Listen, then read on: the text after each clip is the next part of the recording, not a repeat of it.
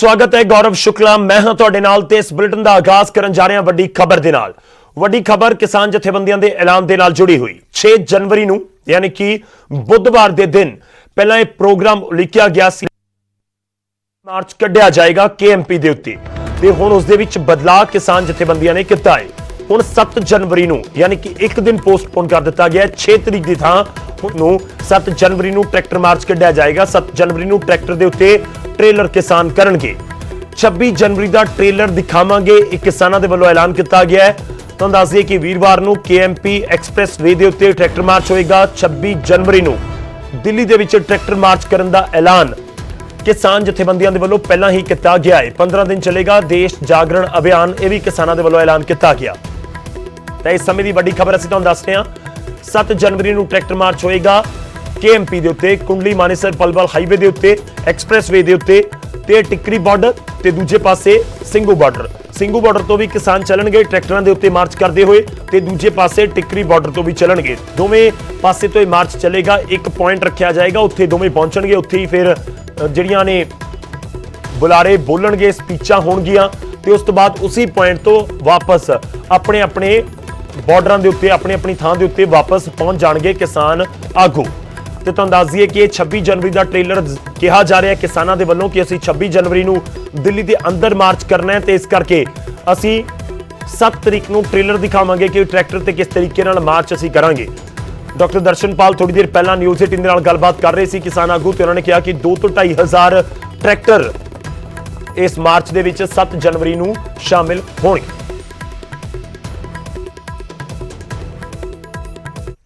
एक ही रास्ता है, आंदोलन को और गहरा करें, संघर्ष को और व्यापक करें। 1 तारीख को आपके सामने बात करते हुए हमने पूरा एक अपना एजेंडा बनाया था। हमने कहा था कि हम अपना एजेंडा के लिए सरकार का इंतजार नहीं करेंगे। 4 तारीख की मीटिंग सक्सेसफुल नहीं होती है तो हम आगे काम करेंगे। उसके हिसाब से यह तय हुआ है कि 7 तारीख को, पहले 6 तारीख हमने बोला था, उस प्रोग्राम को अब 7 तारीख कर रहे हैं। 7 तारीख को 4 तरफ से ये जो एक्सप्रेस वे है इस पे किसान ट्रैक्टर मार्च करेंगे। एक तो इधर कुंडली बॉर्डर से चलेंगे, उधर टिकरी बॉर्डर से चलेंगे 7 तारीख को सुबह 11 बजे, और उस तरफ गाजीपुर बॉर्डर से पलवल की तरफ, और इधर मेवात में साकरस करके जगह है वहां रेवासन से पलवल की तरफ। तो 4 तरफ से ट्रैक्टर मार्च होगा। 26 जनवरी को यह देश जो ऐतिहासिक गणतंत्र परेड देखने वाला है उसका एक ट्रेलर, उसकी एक झलकी आपको परसों 7 तारीख को दिखाई देगी। 7 तरीक नूं किसान जथेबंदियां कह रही ने कि ट्रेलर दिखाया जाएगा। योगेंद्र यादव बोलते हुए नजर आए ने।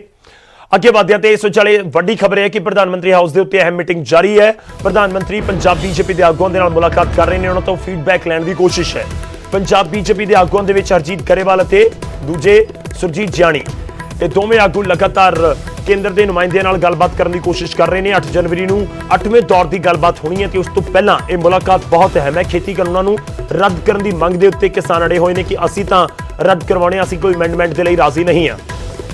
ते प्रधानमंत्री दे नाल गलबात हो रही है। इस समय उन्होंने पूरी जानकारी दे रहे होंगे कि इस समय पंजाब के आगू की कह रहे हैं, पंजाब दे विच बीजेपी की पोजीशन की है, दूजियां सियासी पार्टियां किस तरीके नाल रिएक्ट कर रही ने, हर एक इन्फॉर्मेशन दी जाती है। हालांकि इन्फॉर्मेशन तो ऑलरेडी पहुंचती होएगी। तो दूजे पासे जिहड़े किसान आगू ने वो इस समय की चाहते हैं, वो किवें गलबात कर रहे हैं, किवें वो इस पूरे संघर्ष को अगे लैके जा रहे हैं, उन्हों का की मत है, पूरी जानकारी लैण की कोशिश लाजमी तौर पर उत्ते करते होंगे। प्रधानमंत्री की पूरी इंफॉर्मेशन की है इस समय समझा जाए।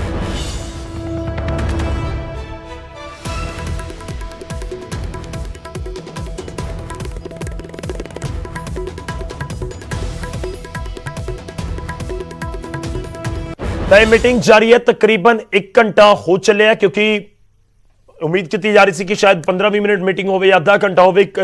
काफी लंबी मीटिंग चल रही है। सीधा रुख करते हैं दिल्ली तो पंकज कपाही साडे नाल साडे सहयोगी इस समय जुड़ रहे हैं। पंकज की कुछ अपडेट है इस समय तुहाडे कोल मीटिंग नूं लैके? ਗੁਰ 5:30 ਵਜੇ ਦੋਨੋਂ ਆਗੂ ਜਿਹੜੇ ਨੇ ਉਹ ਪ੍ਰਧਾਨ ਮੰਤਰੀ ਨਿਵਾਸ ਪਹੁੰਚ ਚੁੱਕੇ ਸੀਗੇ ਔਰ 6:45 ਵਜੇ ਮੀਟਿੰਗ ਸ਼ੁਰੂ ਹੋਈ ਹੈ ਔਰ ਇਸ ਵੇਲੇ 7:10 ਹੋ ਗਏ ਨੇ ਔਰ ਮੀਟਿੰਗ ਜਾਰੀ ਹੈ ਔਰ ਥੋੜੀ ਦੇਰ 'ਚ ਮੀਟਿੰਗ ਜਿਹੜੀ ਹੈ ਉਹ ਖਤਮ ਹੋਣ ਜਾ ਰਹੀ ਹੈ।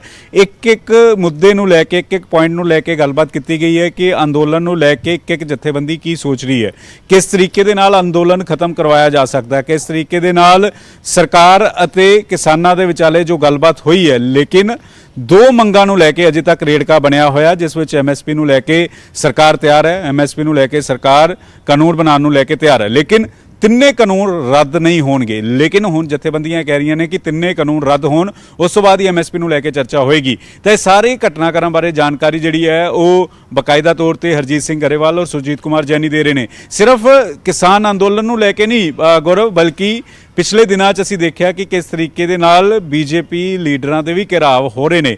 ਬੀਜੇਪੀ ਦੇ ਜਿਹੜੇ ਵਰਕਰ ਨੇ ਉਹ ਬਹੁਤ ਸਾਰੇ ਬੀਜੇਪੀ ਛੱਡ ਕੇ ਜਾ ਰਹੇ ਨੇ। ਉਹ ਸਾਰੇ ਘਟਨਾਕ੍ਰਮ ਬਾਰੇ ਜਾਣਕਾਰੀ ਜਿਹੜੀ ਹੈ ਇਸ ਵੇਲੇ ਸੁਰਜੀਤ ਕੁਮਾਰ ਜੈਨੀ ਅਤੇ ਹਰਜੀਤ ਸਿੰਘ ਗਰੇਵਾਲ ਦੇ ਰਹੇ ਨੇ ਔਰ ਖਾਸ ਤੌਰ ਤੇ ਹਰਜੀਤ ਸਿੰਘ ਗਰੇਵਾਲ ਦਾ ਜਿਸ ਤਰੀਕੇ ਨਾਲ ਬਾਈਕਾਟ ਕੀਤਾ ਜਾ ਰਿਹਾ, ਹਰਜੀਤ ਸਿੰਘ ਗਰੇਵਾਲ ਹੋਰਾਂ ਦਾ ਜਿਸ ਤਰੀਕੇ ਨਾਲ ਵਿਰੋਧ ਹੋ ਰਿਹਾ ਔਰ ਇੱਥੋਂ ਤੱਕ ਕਿਹਾ ਜਾ ਰਿਹਾ ਕਿ ਪਿੰਡਾਂ 'ਚ ਬੀਜੇਪੀ ਦੇ ਲੀਡਰਾਂ ਨੂੰ ਵੜਨ ਨਹੀਂ ਦਿੱਤਾ ਜਾਏਗਾ। ਇਹ ਸਾਰੇ ਘਟਨਾਕ੍ਰਮ ਬਾਰੇ ਇੱਕ ਜਾਣਕਾਰੀ ਜਿਹੜੀ ਹੈ ਉਹ ਪ੍ਰਧਾਨ ਮੰਤਰੀ ਨੂੰ ਦਿੱਤੀ ਵੀ ਜਾ ਰਹੀ ਹੈ ਔਰ ਅਸੀਂ ਪਿਛਲੇ ਦਿਨਾਂ ਇਹ ਦੇਖਿਆ ਕਿ ਸੋਸ਼ਲ ਮੀਡੀਆ ਤੇ ਕਿਸ ਤਰੀਕੇ ਨਾਲ ਹਰਜੀਤ ਸਿੰਘ ਗਰੇਵਾਲ ਹੋਰਾਂ ਦਾ ਵਿਰੋਧ ਹੋਇਆ ਉਸ ਦੀ ਜਾਣਕਾਰੀ ਵੀ ਪ੍ਰਧਾਨ ਮੰਤਰੀ ਕੋਲ ਹੈ। ਲੇਕਿਨ ਹੁਣ ਮਸਲੇ ਦਾ ਹੱਲ ਹੋਏਗਾ ਕਿਵੇਂ, ਕਿਉਂਕਿ ਸਰਕਾਰ ਲਗਾਤਾਰ ਕੋਸ਼ਿਸ਼ਾਂ ਕਰ ਰਹੀ ਹੈ, ਸਰਕਾਰ ਲਗਾਤਾਰ ਬੈਠਕਾਂ ਕਰ ਰਹੀ ਹੈ। 8 ਤਰੀਕ ਨੂੰ ਇੱਕ ਵਾਰ ਫਿਰ ਤੋਂ ਬੈਠਕ ਹੋਣੀ ਹੈ, ਲੇਕਿਨ ਸਰਕਾਰ ਇਹ ਕਹਿ ਰਹੀ ਕਿ ਕਾਨੂੰਨ ਰੱਦ ਨਹੀਂ ਹੋਣਗੇ, ਤਾਂ ਜਥੇਬੰਦੀਆਂ ਕਹਿ ਰਹੀਆਂ ਨੇ ਕਿ ਕਾਨੂੰਨ ਰੱਦ ਨਹੀਂ ਹੋਣਗੇ ਤਾਂ ਅੰਦੋਲਨ ਇਸੇ ਤਰੀਕੇ ਨਾਲ ਜਾਰੀ ਰਹੇਗਾ। ਔਰ ਇਸ ਵਿਚਾਲੇ ਜੋ ਬ੍ਰਿਟਿਸ਼ ਪ੍ਰਧਾਨ ਮੰਤਰੀ ਸੀਗੇ ਉਹਨਾਂ ਨੇ ਵੀ ਆਪਣਾ ਦੌਰਾ ਰੱਦ ਕਰ ਦਿੱਤਾ ਹੈ ਤਾਂ ਸਰਕਾਰ ਦੇ ਸਾਹਮਣੇ ਕਈ ਸਾਰੇ ਚੈਲੰਜ ਰਹਿ ਰਹੇ ਨੇ ਔਰ ਇਸੇ ਵਜ੍ਹਾ ਕਰਕੇ ਪਹਿਲੀ ਵਾਰ ਹੈ, ਕਿਉਂਕਿ ਅਜੇ ਤੱਕ ਅਮਿਤ ਸ਼ਾਹ ਹੋਰਾਂ ਨੇ ਪੰਜਾਬ ਬੀਜੇਪੀ ਲੀਡਰਸ਼ਿਪ ਨਾਲ ਮੁਲਾਕਾਤ ਕੀਤੀ ਸੀ ਜਿਸ ਵਿੱਚ ਅਸ਼ਵਨੀ ਸ਼ਰਮਾ ਹੋਰੀ ਮੌਜੂਦ ਸੀ, ਲੇਕਿਨ ਪਹਿਲੀ ਵਾਰ ਹੈ ਕਿ ਪ੍ਰਧਾਨ ਮੰਤਰੀ ਖੁਦ ਪੂਰੇ ਮਾਮਲੇ ਦੀ ਜਾਣਕਾਰੀ ਮੰਤਰੀਆਂ ਕੋਲੋਂ ਨਹੀਂ ਬਲਕਿ ਹੁਣ ਪੰਜਾਬ ਬੀਜੇਪੀ ਦੇ ਉਹਨਾਂ ਦੋ ਲੀਡਰਾਂ ਕੋਲ ਲੈ ਰਹੇ ਨੇ ਜੋ ਕਿਸਾਨ ਜਥੇਬੰਦੀਆਂ ਦੇ ਆਗੂਆਂ ਦੇ ਸੰਪਰਕ ਦੇ ਵਿੱਚ ਨੇ, ਜੋ ਸੂਤਰਧਾਰ ਨੇ, ਉਹਨਾਂ ਕੋਲੋਂ ਪੂਰੀ ਫੀਡਬੈਕ ਜਿਹੜੀ ਹੈ ਇਸ ਵੇਲੇ ਪ੍ਰਧਾਨ ਮੰਤਰੀ ਖੁਦ ਲੈ ਰਹੇ ਨੇ। ਗੌਰਵ ਠੀਕ ਹੈ ਪੰਕਜ, ਤੁਸੀਂ ਨਜ਼ਰ ਬਣਾਏ ਰੱਖੋ, ਅਪਡੇਟ ਅੱਗੇ ਵੀ ਤੁਹਾਡੇ ਤੋਂ ਲੈਂਦੇ ਰਹਾਂਗੇ। ਫਿਲਹਾਲ ਦੇ ਲਈ ਧੰਨਵਾਦ। ਤਾਂ ਪ੍ਰਧਾਨ ਮੰਤਰੀ ਦੇ ਨਾਲ ਗੱਲਬਾਤ ਜਾਰੀ ਹੈ। ਲਾਜ਼ਮੀ ਤੌਰ ਤੇ ਹਰ ਇੱਕ ਮੀਟਿੰਗ ਬਹੁਤ ਇਸ ਸਮੇਂ ਤੁਸੀਂ ਕਹਿ ਸਕਦੇ ਹੋ ਕਿ ਇੰਪੋਰਟੈਂਟ ਹੈ, ਮਹੱਤਵਪੂਰਨ ਹੈ ਕਿ ਜਦੋਂ ਵੀ ਕੋਈ ਮੁਲਾਕਾਤ ਹੁੰਦੀ ਹੈ, ਮੀਟਿੰਗ ਹੁੰਦੀ ਹੈ ਤਾਂ ਉਸ ਤੋਂ ਇੱਕ ਪੋਜ਼ਿਟਿਵ ਅਪਰੋਚ ਜਾਂ ਕਹੀਏ ਕਿ ਪੋਜ਼ਿਟਿਵ ਕੁਝ ਨਾ ਕੁਝ ਗੱਲ ਨਿਕਲ ਕੇ ਆਉਣ ਦੀ ਉਮੀਦ ਜ਼ਰੂਰ ਹੁੰਦੀ ਹੈ। ਅਸੀਂ ਤੁਹਾਨੂੰ ਵੀ ਦਿਖਾ ਰਹੇ ਹਾਂ ਕਿ ਇਸ ਸਮੇਂ ਰੇੜਕਾ ਕਿੱਥੇ ਫਸਿਆ ਹੋਇਆ ਹੈ। ਐਮਐਸਪੀ ਦੀ ਕਾਨੂੰਨੀ ਗਾਰੰਟੀ ਤੇ ਦੂਜੇ ਪਾਸੇ ਤਿੰਨੇ ਖੇਤੀ ਕਾਨੂੰਨ ਰੱਦ ਕਰਨ ਦੀ ਮੰਗ ਦੇ ਉੱਤੇ ਜੋ ਕਿਸਾਨਾਂ ਦੀ ਮੰਗ ਹੈ ਉਸ ਦੇ ਉੱਤੇ ਪੂਰਾ ਰੇੜਕਾ ਫਸਿਆ ਹੋਇਆ ਨਜ਼ਰ ਆ ਰਿਹਾ ਹੈ।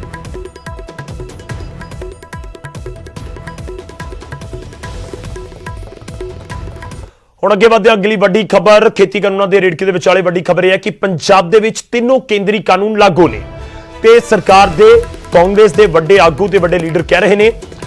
ਮੰਤਰੀ ਭਾਰਤ ਭੂਸ਼ਣ ਆਸ਼ੂ ਨੇ ਵੱਡਾ ਬਿਆਨ ਦਿੱਤਾ। ਉਹਨਾਂ ਨੇ ਕਿਹਾ ਕਿ ਬਾਹਰਲੇ ਕਿਸਾਨਾਂ ਨੂੰ ਵੇਚਣ ਅਸੀਂ ਫਸਲ ਪੰਜਾਬ ਦੇ ਵਿੱਚ ਨਹੀਂ ਦੇਵਾਂਗੇ। ਉਹ ਇਹ ਕਹਿੰਦੇ ਨਜ਼ਰ ਆਏ ਨੇ ਕਿ ਕਾਨੂੰਨ ਕੇਂਦਰ ਦੇ ਕੁਝ ਵੀ ਹੋਣ ਪਰ ਜੇਕਰ ਸੀਸੀਐਲ ਦੀ ਲਿਮਿਟ ਜੋ ਹੁੰਦੀ ਹੈ ਕੈਸ਼ ਕ੍ਰੈਡਿਟ ਲਿਮਿਟ ਉਹ ਪੰਜਾਬ ਦੇ ਕਿਸਾਨਾਂ ਦੇ ਲਈ ਆਈ ਹੈ, ਚਾਹੇ ਉਹ ਕਣਕ ਲਈ ਹੋਵੇ ਜਾਂ ਝੋਨੇ ਦੇ ਲਈ, ਤਾਂ ਪੰਜਾਬ ਦੇ ਕਿਸਾਨਾਂ ਦੇ ਲਈ ਹੀ ਵਰਤੀ ਜਾਏਗੀ। ਜੇਕਰ ਕੋਈ ਕਿਸਾਨ ਬਾਹਰ ਤੋਂ ਆ ਕੇ ਗੁਆਂਢੀ ਸੂਬੇ ਤੋਂ ਆ ਕੇ ਪੰਜਾਬ ਦੇ ਵਿੱਚ ਆਪਣੀ ਫਸਲ ਵੇਚਦਾ ਹੈ ਤਾਂ ਉਹ ਅਸੀਂ ਨਹੀਂ ਹੋਣ ਦੇਵਾਂਗੇ। ਅਸੀਂ ਬਾਹਰਲੇ ਸੂਬੇ ਦੇ ਕਿਸਾਨਾਂ ਦੀ ਫਸਲ ਆਪਣੀ ਮੰਡੀਆਂ 'ਚ ਨਹੀਂ ਵਿਕਣ ਦੇਵਾਂਗੇ। ਪੰਜਾਬ ਦੇ ਲੋਕਾਂ ਦੇ ਲਈ, ਪੰਜਾਬ ਦੇ ਕਿਸਾਨਾਂ ਦੇ ਲਈ ਸੀਸੀਐਲ ਹੈ ਤੇ ਉਹਨਾਂ ਦੇ ਕੋਲ ਹੀ ਜਾਣੀ ਚਾਹੀਦੀ ਹੈ। ਇਸ ਕਰਕੇ ਅਸੀਂ ਇਹ ਯਕੀਨੀ ਬਣਾਵਾਂਗੇ।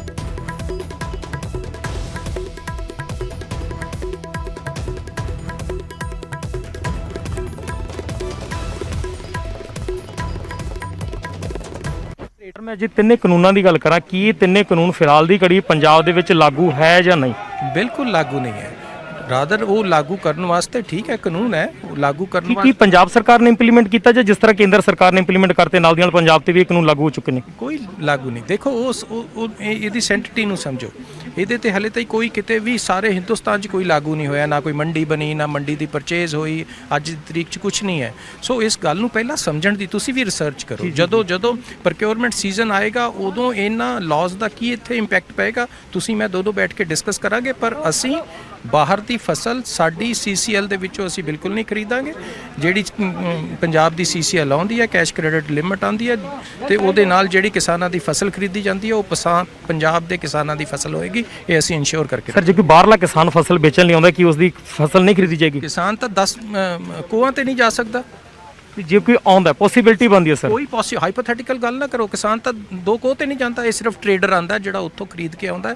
ਜਿਹੜੇ 800 ਰੁਪਏ ਤੇ 1200 ਰੁਪਏ ਪੈਡੀ ਵਿਕਦੀ ਪਈ ਆ, ਉਹਨਾਂ ਪਿੰਡਾਂ 'ਚ ਵਿਕਦੀ ਆ ਜਿੱਥੇ ਜਾਣ ਨੂੰ ਜਗ੍ਹਾ ਹੈ ਨਹੀਂ ਕਿਸਾਨਾਂ ਨੂੰ। ਸੋ ਸਾਫ਼ ਤੌਰ ਤੇ ਟਰੇਡਰ ਨੂੰ ਇਜਾਜ਼ਤ ਨਹੀਂ ਦਿੱਤੀ ਜਾਏਗੀ, ਕਿਸਾਨ ਨੂੰ ਮਿਲ ਸਕਦੀ ਹੈ। ਇਹ ਜੋ ਕਿਸਾਨ ਲੜਾਈ ਲੜ ਰਹੇ ਹੈ ਇਸੇ ਹੀ ਗੱਲ ਤੇ ਹੈ ਵੀ ਇਹ ਕਾਨੂੰਨ ਹੀ ਟਰੇਡਰ ਤੇ ਕਾਰਪੋਰੇਟ ਸੈਕਟਰ ਨੂੰ ਫਾਇਦਾ ਦੇਣ ਵਾਸਤੇ ਹੈ, ਕਿਸਾਨਾਂ ਨੂੰ ਦੇਣ ਵਾਸਤੇ। ਜੇਕਰ ਮੈਂ ਪਿਛਲੀ ਬਾਰ-ਬਾਰ ਤੁਸੀਂ ਇਹੀ ਕਹਿ ਰਹੇ ਹੋ ਜੇ ਕਿਸਾਨ ਆ ਗਿਆ, ਜੇ ਕਿਸਾਨ ਆ ਗਿਆ, ਦੋਸਤ ਉਸ ਕਿਸਾਨ ਨੂੰ ਵੀ ਨਹੀਂ ਅਲਾਉ ਕੀਤਾ ਜਾਏਗਾ। ਅਸੀਂ ਪਰਚੇਜ਼ ਆਪਣੀ ਜਿਹੜੀ ਸਾਡੀ CCL ਬਣਦੀ ਹੈ ਪੰਜਾਬ ਦੇ ਕਿਸਾਨ ਲਈ ਹੈ। ਅਸੀਂ ਪੰਜਾਬ ਦੇ ਕਿਸਾਨ ਦੀ ਰਾਖੀ, ਉਹਦੀ ਫਸਲ ਦੀ ਰਾਖੀ, ਉਹਨੂੰ ਕਿਸ ਤਰੀਕੇ ਪ੍ਰੋਕਿਓਰ ਕਰਨਾ ਔਰ ਉਹਨੂੰ ਪੂਰੀ ਕੀਮਤ ਦੇਣੀ ਹੈ, ਉਹਦੇ ਲਈ ਵਚਨਬੱਧ ਹੈ। ਸਰ ਪਰ ਇੱਕ ਪਾਸੇ ਆਪਾਂ ਕਿਹਾ ਜਾ ਰਿਹਾ ਕਿ ਜਿਹੜੇ ਕਾਨੂੰਨ ਨੇ ਉਹ ਪੰਜਾਬ ਦੇ ਵਿੱਚ ਕੇਂਦਰ ਦੇ ਲਾਗੂ ਨੇ, ਪਰ ਦੂਜੇ ਪਾਸੇ ਕਾਨੂੰਨ ਤਾਂ ਕਹਿ ਰਿਹਾ ਕਿ ਜਿਹੜਾ ਕਿਸਾਨ ਉਹ ਫਸਲ ਵੇਚ ਸਕਦਾ, ਦੂਜੇ ਪਾਸੇ ਤੁਸੀਂ ਕਹਿ ਰਹੇ ਹੋ ਕਿ ਜਿਹੜਾ ਕਿਸਾਨ ਨੂੰ ਨਹੀਂ ਵੇਚਣ ਦਿੱਤਾ ਜਾਏਗਾ। ਦੋ ਚੀਜ਼ਾਂ ਦਾ ਸਰ ਡਿਫਰੈਂਸ, ਤੁਸੀਂ ਮੰਤਰੀ ਹੋ। ਬਿਲਕੁਲ ਮੰਤਰੀ ਆ, ਪਰ ਤੂੰ ਵੀ ਜ਼ਿੰਮੇਵਾਰ ਜਰਨਲਿਜ਼ਮ 'ਚ ਹੈ। ਇਸ ਗੱਲ ਨੂੰ ਬਾਰ-ਬਾਰ ਘੁਮਾਓ ਨਾ। ਇੱਕ ਗੱਲ ਤੁਹਾਨੂੰ ਬੜੀ ਕੈਟੇਗੋਰੀਕਲੀ ਸਪੈਸੀਫਿਕਲੀ ਕਹਿਤਾ ਵੀ ਅਸੀਂ ਸਿਰਫ ਪੰਜਾਬ ਦੇ ਕਿਸਾਨ ਦੀ ਫਸਲ ਖਰੀਦਾਂਗੇ, ਅਸੀਂ ਉਹਦੇ ਮੈਕੈਨਿਜ਼ਮ ਡਿਵੈਲਪ ਕਰਾਂਗੇ। ਜੇ ਫਸਲ ਬਾਹਰੋਂ ਆਂਦੀ ਵੀ ਹੈ ਪਰ ਅਸੀਂ ਪਰਚੇਜ਼ ਨਹੀਂ ਕਰਾਂਗੇ, ਅਸੀਂ ਪਰਚੇਜ਼ ਕਰਾਂਗੇ ਪੰਜਾਬ ਦੇ ਕਿਸਾਨ ਦੀ ਫਸਲ। ਇਹਦੇ ਤੇ ਗੱਲ ਖਤਮ ਹੋ ਜਾਂਦੀ ਹੈ। ਇਸ ਤੋਂ ਬਾਅਦ ਤੁਸੀਂ ਘੁਮਾਈ ਕਿਉਂ ਜਾ ਰਹੇ ਹੋ? ਤੀਜਾ ਚੌਥਾ ਸਵਾਲ ਪੰਜਵਾਂ ਵੀ ਪੁੱਛ ਲੈ। ਮੈਂ ਫੇਰ ਕਹਿਣਾ ਵੀ ਪੰਜਾਬ ਦੀ ਜਿਹੜੀ ਇੱਕ ਪੈਸਾ ਹੈ ਉਹ ਪੰਜਾਬ ਦੇ ਕਿਸਾਨ ਦਾ ਆ, ਉਹਦੀ ਫਸਲ ਵਾਸਤੇ ਆ। ਸੋ ਬਹੁਤ ਬਹੁਤ ਧੰਨਵਾਦ। ਸਾਡੇ ਨਾਲ ਕਰ ਲਈਏ ਸਨ ਭਾਰਤ ਭੂਸ਼ਣ ਆਸ਼ੂ ਜੀ, ਜਿਨ੍ਹਾਂ ਦਾ ਕਹਿਣਾ ਹੈ ਕਿ ਕਾਨੂੰਨ ਤਾਂ ਲਾਗੂ ਨੇ ਪਰ ਬਾਹਰ ਦੇ ਕਿਸਾਨ ਦੀ ਫਸਲ ਇੱਥੇ ਪੰਜਾਬ ਦੇ ਵਿੱਚ ਵੇਚਣ ਨਹੀਂ ਦਿੱਤੀ ਜਾਏਗੀ। ਕੈਮਰਾਮੈਨ ਸੰਦੀਪ ਦੇ ਨਾਲ ਰੋਹਿਤ ਬੰਸਲ, ਪੱਕਾ ਨਿਊਜ਼ 18 ਪੰਜਾਬ। ਤਾਂ ਪੰਜਾਬ ਸਰਕਾਰ ਦੇ ਨੁਮਾਇੰਦੇ ਕਹਿ ਰਹੇ ਨੇ ਕਿ ਜੇਕਰ ਕੋਈ ਕਿਸਾਨ ਬਾਹਰੋਂ ਆਉਂਦਾ ਹੈ, ਯਾਨੀ ਕਿ ਜੇਕਰ ਕੋਈ ਰਾਜਸਥਾਨ ਹਰਿਆਣਾ ਤੋਂ ਆ ਗਿਆ ਜਾਂ ਫਿਰ ਯੂਪੀ ਬਿਹਾਰ ਤੋਂ ਆ ਗਿਆ, ਤਾਂ ਉਸ ਨੂੰ ਪੰਜਾਬ ਦੇ ਵਿੱਚ ਫਸਲ ਨਹੀਂ ਵੇਚਣ ਦਿੱਤੀ ਜਾਏਗੀ। ਪਰ ਇਸ ਸਭ ਦੇ ਵਿਚਾਲੇ ਰੇੜਕਾ ਤਾਂ ਸਾਫ਼ ਤੌਰ ਤੇ ਨਜ਼ਰ ਆਉਂਦਾ ਹੈ। ਉਧਰ ਨਿਊਜ਼ 18 ਦੇ ਉੱਤੇ ਕਾਂਗਰਸ ਦੇ MP ਰਵਨੀਤ ਬਿੱਟੂ ਵੀ ਬੋਲੇ ਨੇ। ਉਹਨਾਂ ਨੇ ਕਿਹਾ ਕਿ ਕੇਂਦਰ ਨੇ ਕਾਨੂੰਨ ਬਣਾਏ ਤਾਂ ਪੰਜਾਬ ਦੇ ਵਿੱਚ ਆਟੋਮੈਟਿਕ ਲਾਗੂ ਹੋ ਗਏ, ਜਦੋਂ ਪੂਰੇ ਦੇਸ਼ 'ਚ ਲਾਗੂ ਹੋਏ, ਜਦੋਂ ਪਾਰਲੀਮੈਂਟ ਦੇ ਵਿੱਚ ਕਾਨੂੰਨ ਬਣ ਗਏ, ਇਸ ਲਈ ਪੰਜਾਬ ਦੇ ਵਿੱਚ ਵੀ ਆਪਣੇ ਆਪ ਕਾਨੂੰਨ ਲਾਗੂ ਹੋ ਜਾਣ। ਇਹ ਬਿੱਟੂ ਕਹਿੰਦੇ ਨਜ਼ਰ ਆਏ ਨੇ। ਉਹਨਾਂ ਨੇ ਕਿਹਾ ਕਿ ਮੁੱਖ ਮੰਤਰੀ ਕੈਪਟਨ ਨੇ MSP ਨੂੰ ਲੈ ਕੇ ਕਾਨੂੰਨ ਬਣਾਇਆ ਜੋ ਵਿਧਾਨ ਸਭਾ ਦੇ ਵਿੱਚ ਅਮੈਂਡਮੈਂਟ ਕੀਤੀ ਗਈ ਸੀ। ਪੰਜਾਬ ਦੇ ਵਿੱਚ MSP ਤੋਂ ਘੱਟ ਫਸਲ ਦੀ ਖਰੀਦ ਨਹੀਂ ਹੋ ਸਕਦੀ। ਇਹ ਰਵਨੀਤ ਬਿੱਟੂ ਕਹਿੰਦੇ ਨਜ਼ਰ ਆਏ।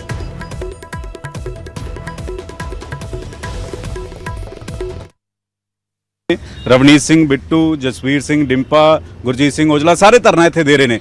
ਲੇਕਿਨ ਇਸ ਵੇਲੇ ਸਵਾਲ ਇਹ ਖੜੇ ਹੁੰਦੇ ਨੇ ਕਿ ਜਿੱਥੇ ਕਾਂਗਰਸ ਦੇ MP ਜਿਹੜੇ ਨੇ ਧਰਨਾ ਦੇ ਰਹੇ ਨੇ, ਉੱਥੇ ਹੀ ਪੰਜਾਬ 'ਚ ਕਾਂਗਰਸ ਦੀ ਸਰਕਾਰ ਹੈ, ਉਹਨਾਂ ਨੇ ਇਹ ਕਾਨੂੰਨ ਲਾਗੂ ਵੀ ਕਰ ਦਿੱਤੇ ਨੇ।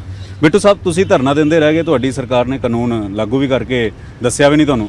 ਨਹੀਂ, ਮੈਂ ਲਗਾਤਾਰ ਜਿਹੜੀ ਕੱਲ ਵੀ ਸਾਡੇ ਮੰਤਰੀ ਭਾਰਤ ਭੂਸ਼ਣ ਆਸ਼ੂ ਜੀ ਨੇ ਜਿਹੜੀ ਕਾਰਗੁਜ਼ਾਰੀ ਆਪਣੀ ਦੱਸਣੀ ਸੀ, ਉਹਦੇ ਵਿੱਚ ਸਵਾਲ ਪੁੱਛੇ ਗਏ ਤੇ ਤੁਸੀਂ ਸਾਰੇ ਅਖਬਾਰ ਪੜ੍ਹੋ। ਅੱਜ ਦੇ ਇੱਕ ਅਖਬਾਰ ਆ ਜਿਹੜਾ ਉਹਨਾਂ ਦਾ ਅਖਬਾਰ ਆ ਜਿਹੜੇ ਅੰਦਰ ਨੇ ਬਾਬਾ ਜੀ, ਉਹਨੇ ਇੱਕ ਖਬਰ ਲਾਈ ਆ ਜਿਹੜੀ ਸਾਰੇ ਇੱਕ ਹਰ ਜਗ੍ਹਾ ਉਹ ਘੁੰਮ ਰਹੀ ਆ।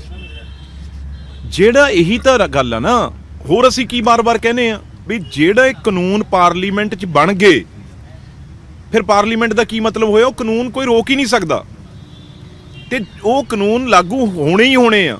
ਤੇ ਪਰ ਜਿਹੜੇ ਕੈਪਟਨ ਅਮਰਿੰਦਰ ਸਿੰਘ ਜੀ ਨੇ ਜਿਹੜੇ ਤਿੰਨੋਂ ਕਾਨੂੰਨਾਂ ਨੂੰ ਰੱਦ ਕੀਤਾ ਏ, ਉਹ ਇਸੇ ਕਰਕੇ ਤਾਂ ਇਹਨੂੰ ਰੋਕਣ ਲਈ ਵੀ ਇਹਦਾ ਜਿਹੜਾ ਨੁਕਸਾਨ ਆ ਉਹ ਨਾ ਲਾਗੂ ਸਾਡੇ ਸਟੇਟ 'ਚ ਹੋ ਸਕੇ। ਉਹ ਤਿੰਨੋਂ ਕਾਨੂੰਨ ਬਣਾ ਕੇ ਗਵਰਨਰ ਦੇ ਭੇਜੇ ਹੋਏ ਆ ਤੇ ਗਵਰਨਰ ਤਾਂ ਹੀ ਰੋਕੀ ਬੈਠੇ ਆ ਇਹ ਕਾਨੂੰਨ ਲਾਗੂ ਹੋ ਜਾਣ, ਕੁਛ ਕਰ ਲੈਣ।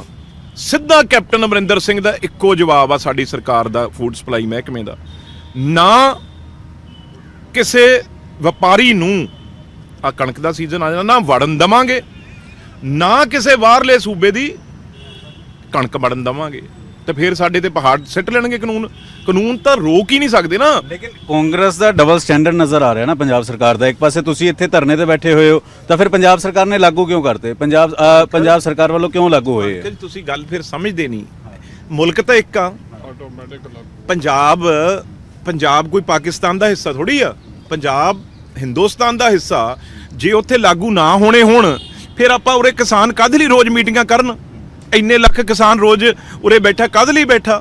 ਵੀ ਜੇ ਆਪਾਂ ਉੱਥੇ ਰੋਕ ਹੀ ਸਕਦੇ ਹੋਈਏ ਇਹਨਾਂ ਨੂੰ ਵੀ ਲਾਗੂ ਹੀ ਨਹੀਂ ਕਰਨ ਦੇਣੇ, ਫਿਰ ਤਾਂ ਆਪਾਂ ਉਰੇ ਕਾਹਨੂੰ ਹੱਥ ਜੋੜ ਕੇ ਨਾ ਮੂਰੇ ਰੋਜ਼ 60 ਤੋਂ ਉੱਤੇ ਮੌਤਾਂ ਹੋ ਗਈਆਂ। ਇਹ ਤਾਂ ਆਪਾਂ ਨੂੰ ਪਤਾ ਹੀ ਆ ਠੀਕ ਹੈ ਖਬਰ ਇੱਕ ਠੀਕ ਆ ਸੈਂਸੇਸ਼ਨ ਜਿਹੜੀ ਕ੍ਰੀਏਟ ਕਰ ਦਿੰਦੀ ਆ ਕਈ ਵਾਰ ਅਣਜਾਣ ਬੰਦੇ ਨਹੀਂ ਪਤਾ ਹੁੰਦਾ ਇਹ ਜੀ ਗੱਲ ਤਾਂ ਇਹੀ ਹੈ ਤਾਂ ਹੀ ਤਾਂ ਪਰ ਰੋਜ਼ ਇੱਥੇ ਕਿਸਾਨ ਯੂਨੀਅਨ ਵਾਲੇ 22 25 ਲੀਡਰ ਨੇ ਰੋਜ਼ 40 ਮਿਲਦੇ ਆ ਹੋਰ ਕਾਹਦੇ ਲਈ ਮਿਲਦੇ ਆ ਜੇ ਆਪਾਂ ਉੱਥੇ ਇਹਨਾਂ ਨੂੰ ਖਤਮ ਕਰ ਸਕਦੇ ਹੁੰਦੇ ਤੇ ਫਿਰ ਤਾਂ ਲੋੜ ਹੀ ਨਹੀਂ ਸੀ। ਦਿੱਲੀ ਦੇ ਵਿੱਚ ਜੰਤਰ ਮੰਤਰ ਤੇ ਕਾਂਗਰਸ ਦੇ ਮੈਂਬਰ ਪਾਰਲੀਮੈਂਟ ਧਰਨੇ ਤੇ ਬੈਠੇ ਨੇ ਉਹ ਕਹਿ ਰਹੇ ਨੇ ਕਿ ਪੰਜਾਬ 'ਚ ਆਟੋਮੈਟਿਕਲੀ ਇਹ ਕਾਨੂੰਨ ਲਾਗੂ ਹੋ ਜਾਂਦਾ ਹੈ ਕਿਉਂਕਿ ਪਾਰਲੀਮੈਂਟ 'ਚ ਪਾਸ ਹੋਇਆ ਹੈ। ਰੇੜਕਾ ਦਾ ਸਾਫ਼ ਤੌਰ ਤੇ ਨਜ਼ਰ ਆਉਂਦਾ ਹੈ ਕਿ ਵਾਕਈ ਹੀ ਕੇਂਦਰ ਦੇ ਕਾਨੂੰਨ ਪੰਜਾਬ ਦੇ ਵਿੱਚ ਆਟੋਮੈਟਿਕਲੀ ਇੰਪਲੀਮੈਂਟ ਹੋ ਗਏ। ਜੇਕਰ ਹੋ ਗਏ ਤਾਂ ਹੁਣ ਤੱਕ ਸਿਆਸਤ ਕਿਉਂ ਹੋ ਰਹੀ ਸੀ, ਕਿਉਂ ਦਿੱਲੀ ਵਾਲੇ ਬਿਆਨਾਂ ਦੇ ਉੱਤੇ ਵੀ ਸਿਆਸਤ ਹੋ ਰਹੀ ਸੀ ਜਾਂ ਦਿੱਲੀ ਦੇ ਵਿੱਚ ਜੋ ਨੋਟੀਫਿਕੇਸ਼ਨ ਜਾਰੀ ਹੋਇਆ ਉਸ ਨੂੰ ਲੈ ਕੇ ਸਿਆਸਤ ਹੋ ਰਹੀ ਸੀ। ਖੈਰ ਦੇਖਣਾ ਹੋਵੇਗਾ ਕਿ ਪੰਜਾਬ ਸਰਕਾਰ ਇਸ ਦੇ ਉੱਤੇ ਕੀ ਪ੍ਰਤੀਕਰਮ ਦਿੰਦੀ ਹੈ ਤੇ ਦੂਜੇ ਪਾਸੇ ਜੇ ਲਾਗੂ ਹੋ ਚੁੱਕੇ ਨੇ ਤਾਂ ਇਸ ਦਾ ਫਾਇਦਾ ਜਾਂ ਨੁਕਸਾਨ ਪੰਜਾਬ ਦੇ ਕਿਸਾਨਾਂ ਨੂੰ ਹੋ ਕੀ ਰਿਹਾ ਹੈ। ਰੁਕਣਾ ਇੱਕ ਛੋਟੇ ਜਿਹੇ ਬ੍ਰੇਕ ਦੇ ਲਈ ਫੌਰਨ ਵਾਪਸ ਆਵਾਂਗੇ। ਜੀ ਮੋਬਾਈਲ ਟਾਵਰਾਂ ਦੇ ਨੁਕਸਾਨ ਦੇ ਖਿਲਾਫ ਰਿਲਾਇੰਸ ਦੇ ਵੱਲੋਂ ਪਾਈ ਪਟੀਸ਼ਨ ਤੇ ਪੰਜਾਬ ਹਰਿਆਣਾ ਹਾਈ ਕੋਰਟ ਨੇ ਨੋਟਿਸ ਜਾਰੀ ਕਰ ਦਿੱਤਾ ਹੈ। ਪੰਜਾਬ ਅਤੇ ਕੇਂਦਰ ਸਰਕਾਰ ਨੂੰ ਤੇ 8 ਜਨਵਰੀ ਤੱਕ ਜਵਾਬ ਮੰਗਿਆ ਗਿਆ ਹੈ।